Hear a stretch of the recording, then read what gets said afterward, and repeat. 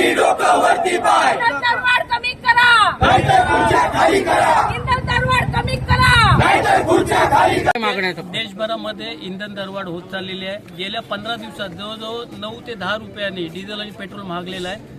याचा सर्व फटका गोरगरीब जनतेवरती बसतोय आणि देशाचे जे राज्यकर्ते आहेत हे मोजमजेत आहेत आणि संपूर्ण देशवासियांना ते गुलामीसारखे आपण बघतोय. एकंदरीत त्यांना गुलामगिरीकडे देशवासियांना न्यायचं आहे आणि आपण जर बॅनर बघितले असतील की यांच्यामुळे पुन्हा आपण जे जंगलातून आपण शहरांकडे आलो ते पुन्हा शहरांकडून जंगलाकडे जाण्याची आपल्यावरती वेळ आली. कारण इंधन मिळत नाही आहे, गॅस सिलेंडरचा तुटवडा आहे, पेट्रोल पंपावरती गेल्यावरती पेट्रोल मिळत नाही आहे, डिझेलसाठी गेल्यावरती डिझेलला भल्या रांगा आहेत, शेतकऱ्यांना डिझेल मिळत नाही, कोळी बांधवांना डिझेल मिळत नाही.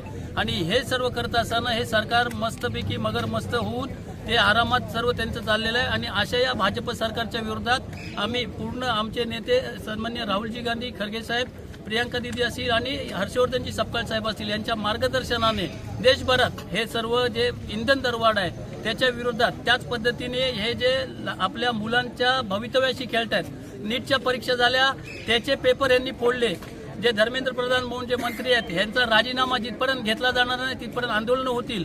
आम्ही काँग्रेसवाले 100% जनतेच्या सोबत आहोत आणि जनतेसोबत राहणार म्हणून हे आजचं हे आंदोलन केलेलं आहे. आज हा तुम्ही